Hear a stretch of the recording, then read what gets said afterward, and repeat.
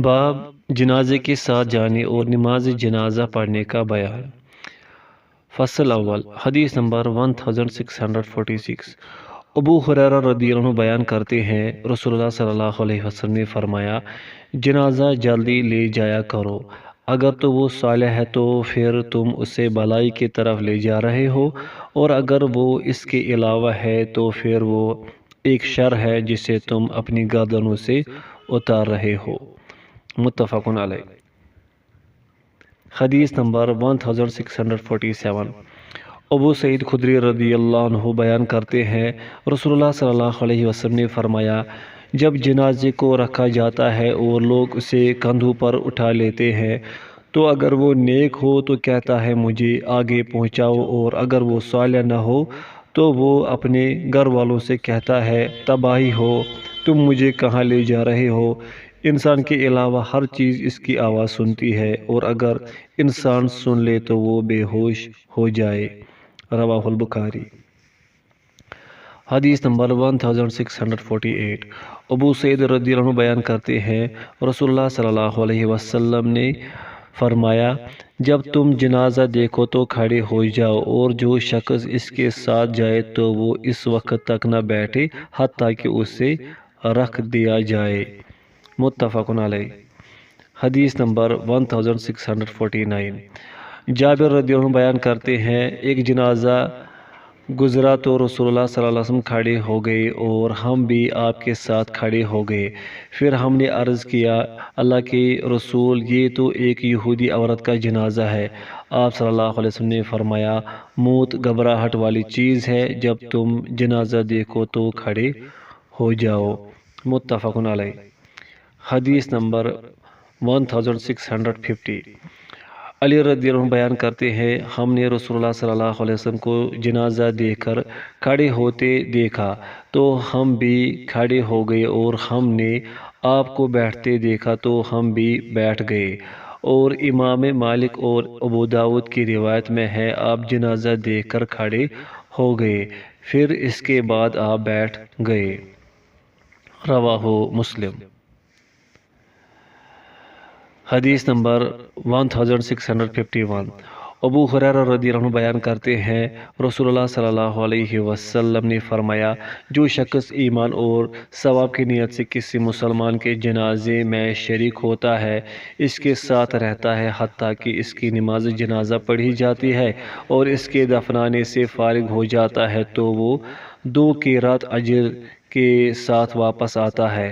ہر قیراط احد پہاڑ کی مثل ہے۔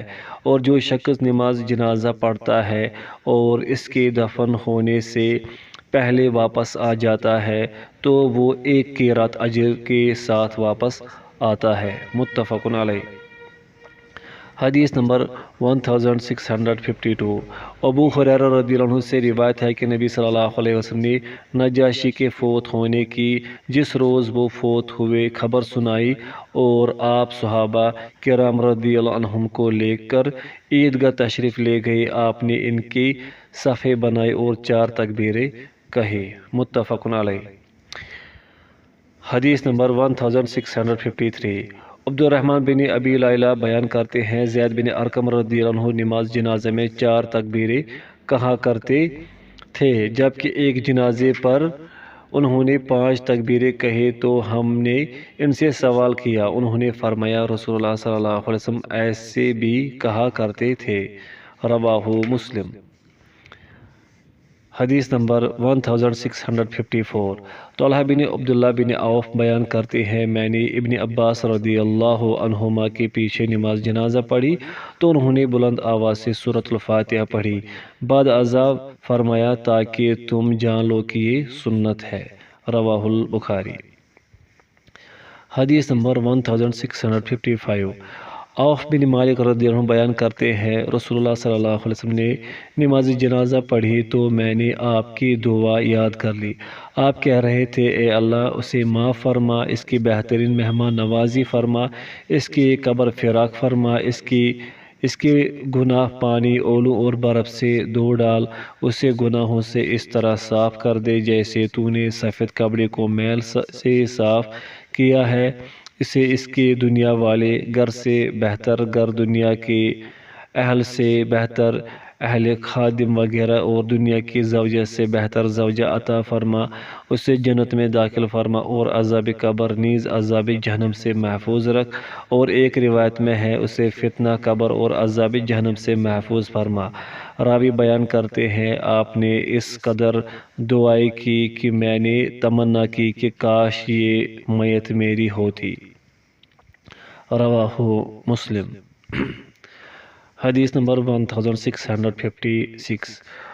ابو سلمہ بن عبد الرحمن سے روایت ہے کہ جب سعد بن ابی وقاص رضی اللہ عنہ نے وفات پائی تو عائشہ رضی اللہ عنہ نے فرمایا انہیں مسجد میں لے آؤ تاکہ میں بھی ان کی نماز جنازہ پڑھ سکوں، لیکن ان کی یہ بات قبول نہ کی گئی تو انہوں نے فرمایا اللہ کی قسم، رسول اللہ صلی اللہ علیہ وسلم نے بائزہ کے 2 بیٹوں سہیل اور اس کے بھائی کی نماز جنازہ مسجد میں پڑھی تھی۔ رواہ مسلم۔ حدیث نمبر 1657۔ سمرہ بن جندب رضی اللہ عنہ بیان کرتے ہیں کہ میں نے رسول اللہ صلی اللہ علیہ وسلم کے پیچھے حالت نفاس میں فوت ہو جانے والی عورت کی نماز جنازہ پڑھی تو آپ نے اس کے وسط میں کھڑے ہوئے، متفق علیہ۔ حدیث نمبر 1658۔ ابن عباس رضی اللہ عنہما سے روایت ہے کہ رسول اللہ صلی اللہ علیہ وسلم ایک قبر کے پاس سے گزرے جہاں گزشتہ رات کسی کو دفن کیا گیا تھا۔ آپ صلی اللہ علیہ وسلم نے فرمایا اسے کب دفن کیا گیا؟ صحابہ نے عرض کیا گزشتہ رات۔ آپ صلی اللہ علیہ وسلم نے فرمایا تم نے مجھے کیوں نہ مطلع کیا؟ انہوں نے عرض کیا ہم نے رات کی تاریکی میں اسے دفن کیا تھا، اس لیے ہم نے آپ کو بیدار کرنا مناسب نہ سمجھا، پس آپ کھڑے ہوئے تو ہم نے آپ کے پیچھے صفیں باندھی، پھر آپ نے اس کی نماز جنازہ پڑھی، متفق علیہ۔ حدیث نمبر 1659۔ ابو ہریرہ رضی اللہ عنہ سے روایت ہے کہ ایک سیاہ فام خاتون جو کہ مسجد کی صفائی کیا کرتی تھی یا کوئی نوجوان تھا، رسول اللہ صلی اللہ علیہ وسلم نے اسے نہ دیکھا تو آپ نے اس کے بارے میں سوال کیا۔ صحابہ نے عرض کیا وہ تو وفات پا چکا۔ آپ صلی اللہ علیہ وسلم نے فرمایا تم نے مجھے کیوں نہ مطلع کیا؟ راوی بیان کرتے ہیں گویا انہوں نے اس کے معاملے کو کم تر سمجھا۔ آپ صلی اللہ علیہ وسلم نے فرمایا مجھے اس کی قبر بتاؤ۔ انہوں نے بتا دیا تو آپ نے وہاں نماز جنازہ پڑھی۔ پھر آپ صلی اللہ علیہ وسلم نے فرمایا یہ قبریں اپنے اصحاب پر اندھیروں سے بھری پڑی ہے اور بے شک اللہ میرے نماز جنازہ پڑھنے کے ذریعے انہیں منور فرما دیتا ہے۔ بخاری مسلم اور الفاظ صحیح مسلم کے ہیں۔ حدیث نمبر 1660۔ ابن عباس رضی اللہ عنہما کے آزاد کردہ غلام قریب ابن عباس رضی اللہ عنہ سے روایت کرتے ہیں کہ قدید یا اسفان کے مقام پر ان کا بیٹا فوت ہو گیا۔ انہوں نے فرمایا قریب دیکھو اس کے جنازے کے لیے کتنے لوگ جمع ہو چکے ہیں۔ راوی بیان کرتے ہیں میں باہر آیا تو دیکھا کہ لوگ جمع ہو چکے تھے، میں نے آپ کو بتایا تو انہوں نے پوچھا وہ 40 ہے؟ انہوں نے کہا جی ہاں۔ پھر ابن عباس رضی اللہ عنہما نے فرمایا اسی لے چلو کیونکہ میں نے رسول اللہ صلی اللہ علیہ وسلم کو فرماتے ہوئے سنا جو مسلمان فوت ہو جائے اور پھر 40 موحد جو اللہ کا شریک نہیں ٹھہراتے اس کی نماز جنازہ پڑھ لے تو اللہ اس شخص کے بارے میں ان کی شفاعت قبول فرماتا ہے۔ رواہ مسلم۔ حدیث نمبر 1661۔ عائشہ رضی اللہ عنہ نبی صلی اللہ علیہ وسلم سے روایت کرتی ہے آپ صلی اللہ علیہ وسلم نے فرمایا جس میت پر 100 مسلمان جنازہ پڑھے اور وہ تمام اس کے حق میں سفارش کرے تو اس کے حق میں ان کی سفارش قبول کی جاتی ہے۔ رواہ مسلم۔ حدیث نمبر 1662۔ انس رضی اللہ عنہ بیان کرتے ہیں وہ ایک جنازے کے پاس سے گزرے تو انہوں نے اس کی اچھائی بیان کی جس پر نبی صلی اللہ علیہ وسلم نے فرمایا واجب ہو گئی۔ پھر وہ دوسرے جنازے کے پاس سے گزرے تو انہوں نے انہوں نے اس کی برائی بیان کی تو آپ صلی اللہ علیہ وسلم نے فرمایا واجب ہو گئی۔ عمر رضی اللہ عنہ نے عرض کیا کیا واجب ہو گئی؟ آپ صلی اللہ علیہ وسلم نے فرمایا تم نے اس کی اچھائی بیان کی تو اس کے لیے جنت واجب ہو گئی، اور جس کی تم نے برائی بیان کی تو اس کے لیے جہنم واجب ہو گئی۔ تم زمین پر اللہ کے گواہ ہو۔ مسلم، بخاری مسلم اور ایک روایت میں ہے مومن زمین پر اللہ کے گواہ ہیں۔ حدیث نمبر 1663۔ عمر رضی اللہ عنہ بیان کرتے ہیں رسول اللہ صلی اللہ علیہ وسلم نے فرمایا جس مسلمان کے بارے میں 4 آدمی گواہی دے دے کہ وہ اچھا ہے تو اللہ اس سے جنت میں داخل فرمائے گا۔ ہم نے عرض کیا اور 3 آدمی؟ آپ صلی اللہ علیہ وسلم نے فرمایا 3 آدمی۔ ہم نے عرض کیا 2 آدمی؟ آپ صلی اللہ علیہ وسلم نے فرمایا 2 آدمی بھی۔ پھر ہم نے ایک کے بارے میں آپ سے نہیں پوچھا۔ رواہ البخاری۔ حدیث نمبر 1664۔ عائشہ رضی اللہ عنہ بیان کرتی ہیں رسول اللہ صلی اللہ علیہ وسلم نے فرمایا فوت شدگان کو برا بھلا مت کہو کیونکہ وہ تو اپنی سزا پا چکے۔ رواہ البخاری۔ حدیث نمبر 1665۔ جابر رضی اللہ عنہ سے روایت ہے رسول اللہ صلی اللہ علیہ وسلم شہدائے احد کے 2 آدمیوں کو ایک کمرے میں اکٹھا کرتے اور فرماتے ان میں سے قرآن کا علم کس کو زیادہ تھا؟ جب ان میں سے کسی ایک کی طرف اشارہ کر دیا جاتا تو آپ صلی اللہ علیہ وسلم اسے پہلے لحد میں اتارتے اور فرماتے میں روز قیامت ان لوگوں کی گواہی دوں گا۔ آپ نے انہیں اسی خون آلودہ حالت میں دفن کرنے کا حکم فرمایا۔ آپ نے ان کی نماز جنازہ پڑھی نہ انہیں غسل دیا گیا۔ رواہ البخاری۔ حدیث نمبر 1666۔ جابر بن سمرہ رضی اللہ عنہ بیان کرتے ہیں جب نبی صلی اللہ علیہ وسلم ابن دحداح کی نماز جنازہ سے فارغ ہوئے تو زمین کے بغیر ایک گھوڑا آپ کی خدمت میں پیش کیا گیا جس پر آپ سوار ہو گئے جبکہ ہم آپ کے ارد گرد پیدل چلتے رہے۔ رواہ مسلم۔ فصل ثانی۔ حدیث نمبر 1667۔ مغیرہ بن شعبہ رضی اللہ عنہ سے روایت ہے کہ نبی صلی اللہ علیہ وسلم نے فرمایا سوار شخص جنازے کے پیچھے جبکہ پیدل چلنے والا اس کے پیچھے، اس کے آگے، اس کے دائیں اور اس کے بائیں اس کے قریب قریب چلے گا، اور نامکمل پیدا ہونے والے بچے کی نماز جنازہ پڑھی جائے گی اور اس کے والدین کے لیے مغفرت و رحمت کی دعا کی جائے گی۔ اس کی سند صحیح ہے۔ احمد، ترمذی، نسائی اور ابن ماجہ کی روایت میں ہے آپ صلی اللہ علیہ وسلم نے فرمایا سوار جنازے کے پیچھے جبکہ پیادہ جس طرف چاہے چل سکتا ہے اور بچے کی نماز جنازہ پڑھی جائے گی۔ مصابی میں مغیرہ بن زیاد سے مروی ہے۔ حدیث نمبر 1668۔ زہری سالم سے اور وہ اپنے والد سے روایت کرتے ہیں انہوں نے کہا میں نے رسول اللہ صلی اللہ علیہ وسلم ابوبکر اور عمر رضی اللہ عنہما کو جنازے کے آگے چلتے ہوئے دیکھا۔ احمد، ابو داؤد، ترمذی، نسائی، ابن ماجہ۔ امام ترمذی نے فرمایا اور محدثین اسے مرسل سمجھتے ہیں۔ یہ روایت صحیح ہے۔ حدیث نمبر 1669۔ عبداللہ بن مسعود رضی اللہ عنہ بیان کرتے ہیں رسول اللہ صلی اللہ علیہ وسلم نے فرمایا جنازے کے پیچھے چلنا چاہیے، اس کے آگے نہیں چلنا چاہیے، اور جو شخص اس کے آگے چلتا ہے تو وہ شرعی لحاظ سے اس کے ساتھ نہیں۔ ترمذی، ابو داؤد، ابن ماجہ۔ امام ترمذی نے فرمایا ابو ماجد راوی مجہول ہے، اس کی سند ضعیف ہے۔ حدیث نمبر 1670۔ ابو ہریرہ رضی اللہ عنہ بیان کرتے ہیں رسول اللہ صلی اللہ علیہ وسلم نے فرمایا جو شخص جنازے کے ساتھ چلے اور 3 مرتبہ اس سے اٹھائے تو اس نے اپنے ذمے اس کے حق کو ادا کر دیا۔ ترمذی اور انہوں نے فرمایا یہ حدیث غریب ہے، اس کی سند ضعیف جداً ہے۔ حدیث نمبر 1671۔ شرح السنہ میں مروی ہے کہ نبی صلی اللہ علیہ وسلم نے سعد بن معاذ رضی اللہ عنہ کے جنازے کو 2 پایوں کے درمیان سے اٹھایا۔ اس حدیث کی کوئی اصل نہیں۔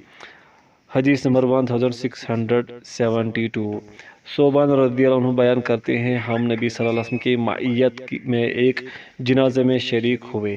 آپ صلی اللہ علیہ وسلم نے کچھ لوگوں کو سواریوں پر دیکھا تو فرمایا کیا تمہیں حیا نہیں آتا کہ اللہ کے فرشتے تو پیدل ہیں اور تم سواریوں پر ہو۔ ترمذی، ابن ماجہ اور ابو داود نے بھی اسی طرح روایت کیا ہے اور امام ترمذی نے فرمایا یہ صوبان رضی اللہ عنہ سے موقوف روایت کی گئی ہے، اس کی سند ضعیف ہے۔ حدیث نمبر 1673 ابن عباس رضی اللہ عنہما سے روایت ہے کہ نبی صلی اللہ علیہ وسلم نے نماز جنازہ میں سورہ فاتحہ پڑھی، اس کی سند ضعیف جداً ہے۔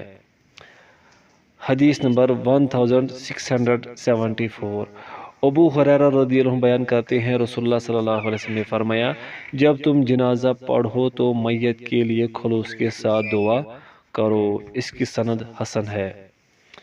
حدیث نمبر 1675 ابو ہریرہ رضی اللہ عنہ بیان کرتے ہیں جب رسول اللہ صلی اللہ علیہ وسلم نماز جنازہ پڑھتے تو یہ دعا فرماتے اے اللہ ہمارے زندوں، ہمارے مردوں، ہمارے موجود اور ہمارے غیر موجود، ہمارے چھوٹوں اور ہمارے بڑوں اور ہمارے مردوں اور ہماری عورتوں کی مغفرت فرما۔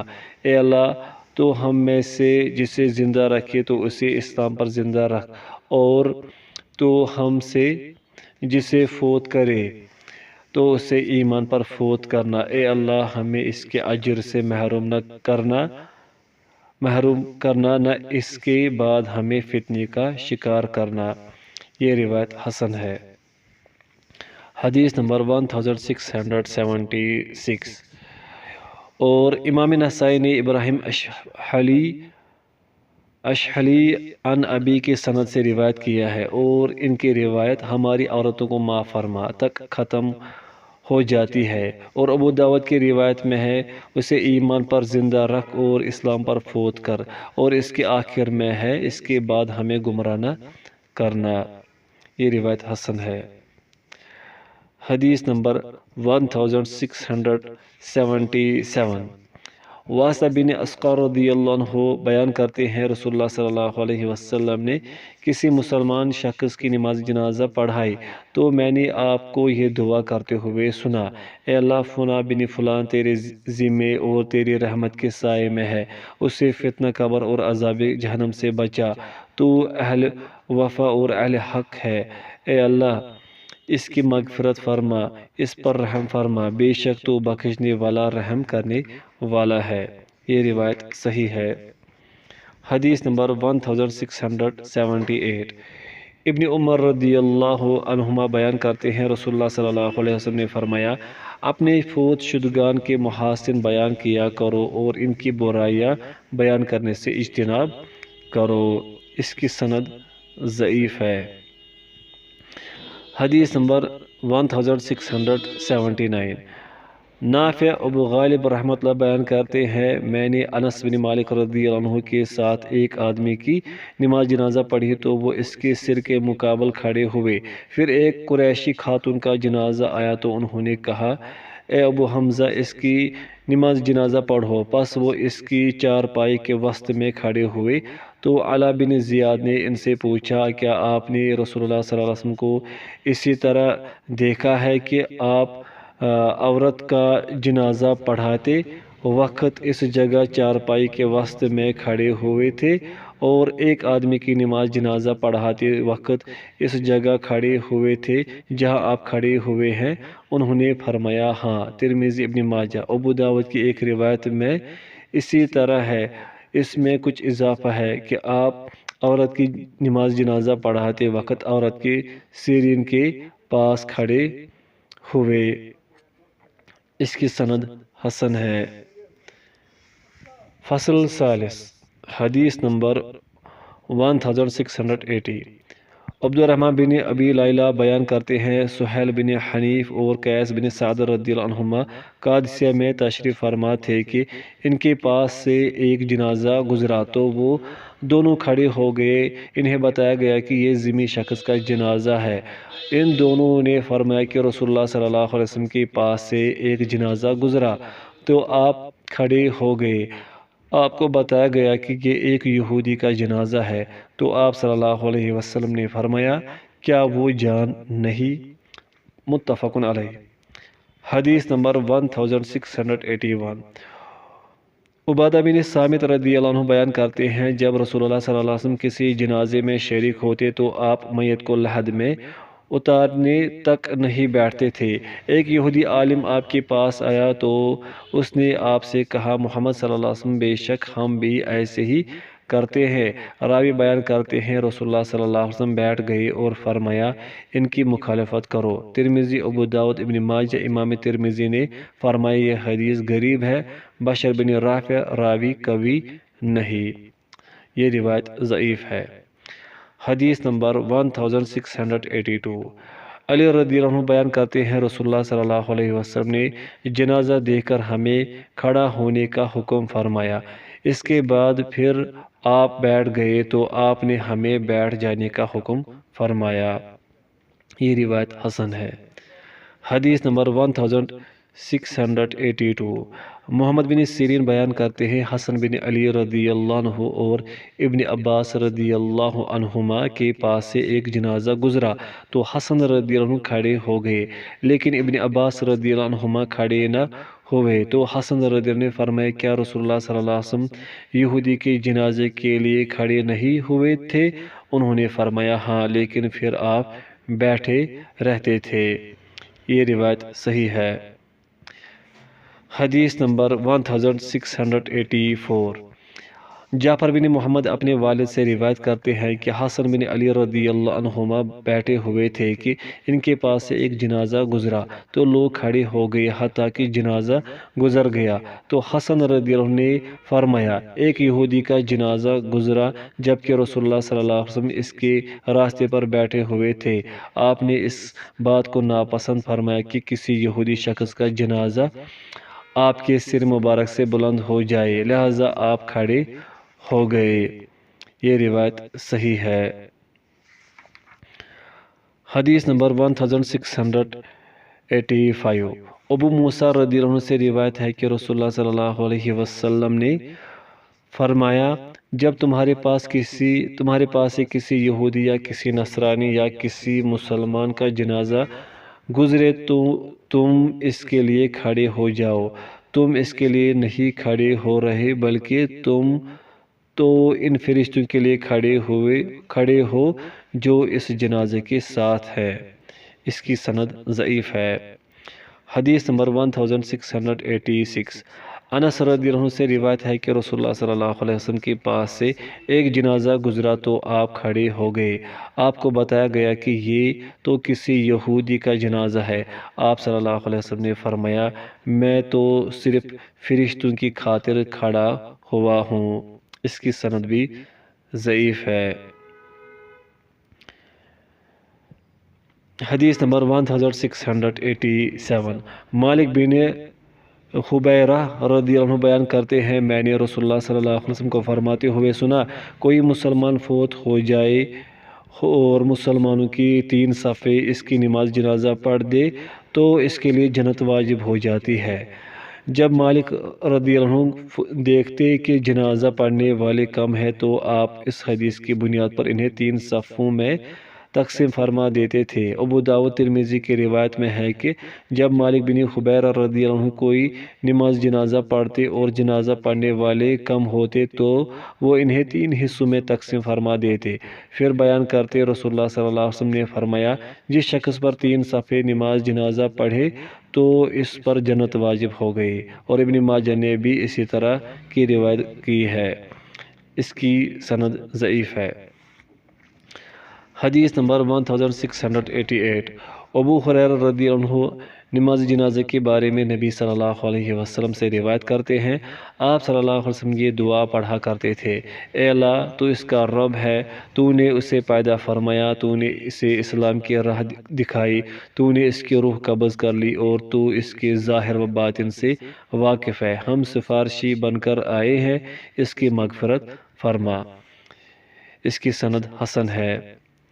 حدیث نمبر 1689، سعید بن مسیب رحمۃ اللہ بیان کرتے ہیں، میں نے ابو ہریرہ رضی اللہ عنہ کے پیچھے ایک ایسے بچے کی نماز جنازہ پڑھی جس نے کبھی کوئی گناہ کیا ہی نہیں، وہ دعا کر رہے تھے: اے اللہ، اسے عذاب قبر سے بچا لے۔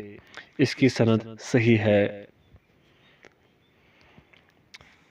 حدیث نمبر 1690، امام بخاری رحمۃ اللہ نے معلق روایت بیان کرتے ہوئے فرمایا: حسن بصری رحمۃ اللہ بچے کی نماز جنازہ میں سورہ فاتحہ پڑھتے اور یہ دعا کرتے: اے اللہ، اسے ہمارے لیے پیش رو، میر، منزل، ذخیرہ اور ثواب بنا۔ حدیث نمبر 1691، جابر رضی اللہ عنہ سے روایت ہے کہ نبی صلی اللہ علیہ وسلم نے فرمایا: جب تک پیدا ہونے والا بچہ چیخے نہیں تب تک اس کی نماز جنازہ پڑھی جائے گی، نہ وہ وارث بنے گا اور نہ ہی اس کی میراث تقسیم ہوگی۔ ترمذی، ابن ماجہ، لیکن انہوں نے یہ ذکر نہیں کیا کہ اس کی میراث تقسیم نہیں ہوگی۔ اس کی سند ضعیف ہے۔ حدیث نمبر 1692، ابو مسعود انصاری رضی اللہ عنہ بیان کرتے ہیں، رسول اللہ صلی اللہ علیہ وسلم نے امام کو کسی بلند جگہ پر کھڑے ہونے سے منع فرمایا جبکہ مقتدی اس سے نیچے ہو۔ اس کی سند ضعیف ہے۔ باب میت دفن کرنے کا بیان۔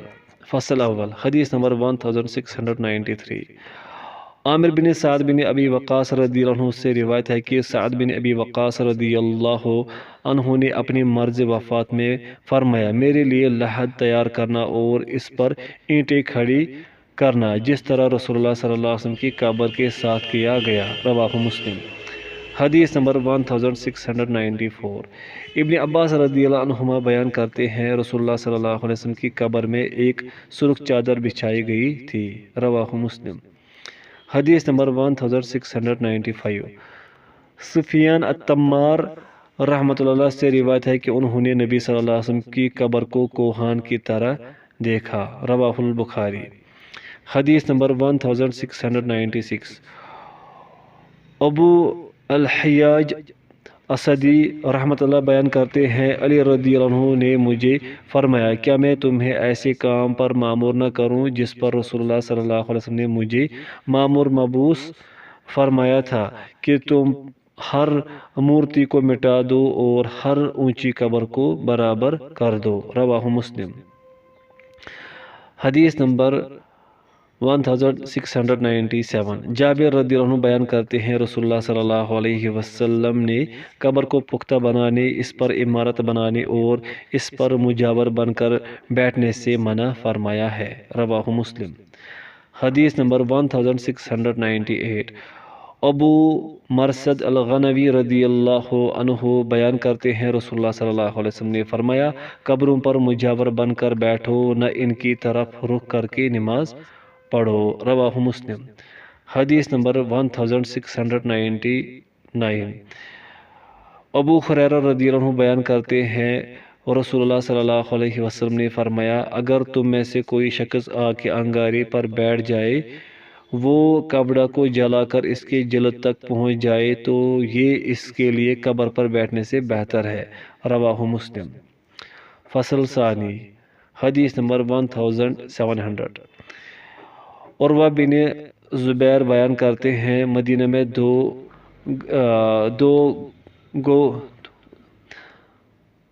گو رکن تھے،